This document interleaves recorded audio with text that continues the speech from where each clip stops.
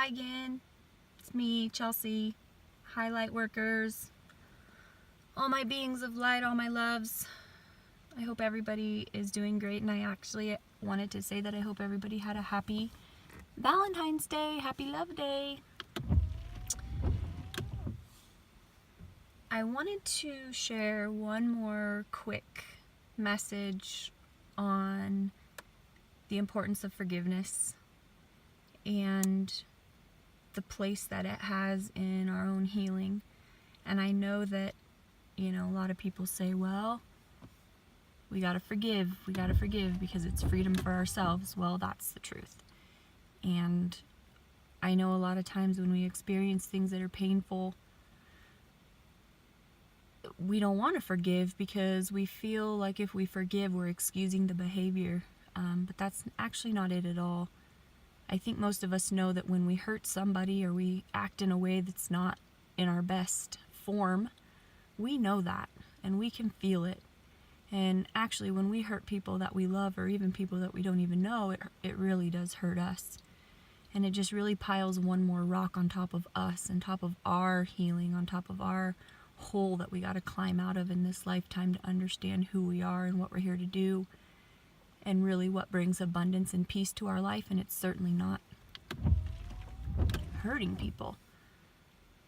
So in forgiving that hurt, you're actually just having compassion for someone who is very much in pain themselves, otherwise they would have never hurt you. And you're letting go, most importantly, I think, you're letting go of the emotion that's attached to that experience, right?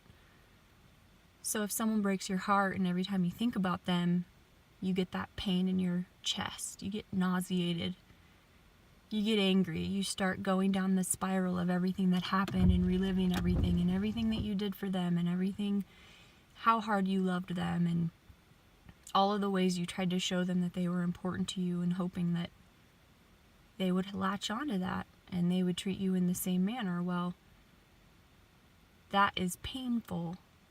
But in forgiveness, you start to release the emotion. And as you forgive and truly forgive and pray to your creator, our creator, your guides, your angels, your ancestors, Mother Nature, whatever it is that helps support you the most, you pray to them to release that emotion. That's really what the forgiveness is, so that you're not triggered every single time you think about that person. Our emotions are really what sort of predict our reality. Our emotions are what perpetuate the same experiences in our lives. So if we're constantly living in a state of pain, sorrow, heartbreak, disappointment, anger, those things are going to remanifest in our lives and in our relationships. And so really the power of forgiveness is to release those experiences so that we don't relive them. Because again, every time we're reliving that emotion, we are sort of anchoring in another experience that's going to bring us back to that emotion. So in forgiveness, if we can really see down to a person's soul and understand that really, if someone that loves us and that we love hurts us, that's painful for them. And we all know that if we put the shoe on the other foot. So if we can reach that level of forgiveness, and it takes time, it takes a lot of effort sometimes, and a lot of prayer, a lot of persistence, meditation. But once we can get there and we can meet that thought of that person or that experience with unconditional love, grace, understanding, patience, boundaries, of course, that's what we're going to experience the next time around. And I was so grateful when I started to really understand this, because again, I have a lot of experience with heartache on all different levels, with friends, family, lovers, of course, with our culture and our society, government. I mean, in the work that I do, I see pain and sorrow a lot, and so I have really for my own survival and my own emotional health and my own spiritual peace, I've had to really force a lot of forgiveness on myself.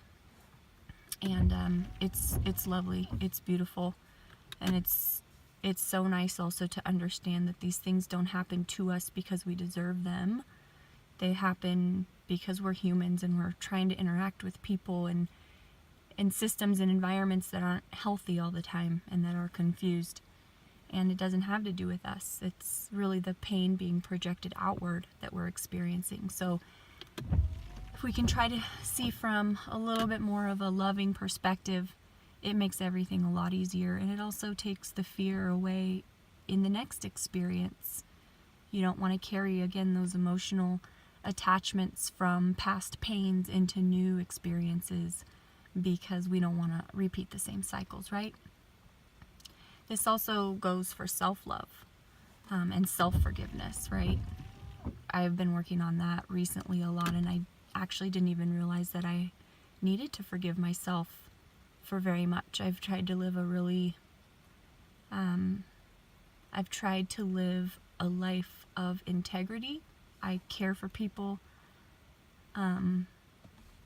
I really, really think about other people's feelings before my own a lot of times.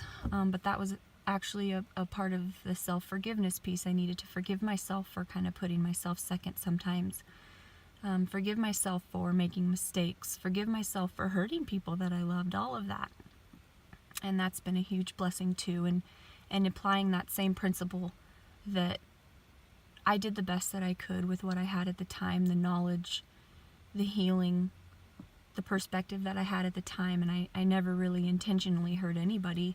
It just happens. And so to forgive myself and to have unconditional love and grace for myself too, and that this is a journey, this human experience is a journey. I mean, we are spiritual beings of light that have come to earth, incarnated in these human bodies so that we could do work, we could do light work, we could spread love and peace and anchor in new earth here, and I'm excited to be a part of that.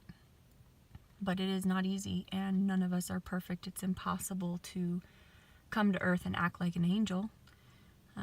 So we got to forgive others, we got to forgive ourselves, and there's so much freedom in that.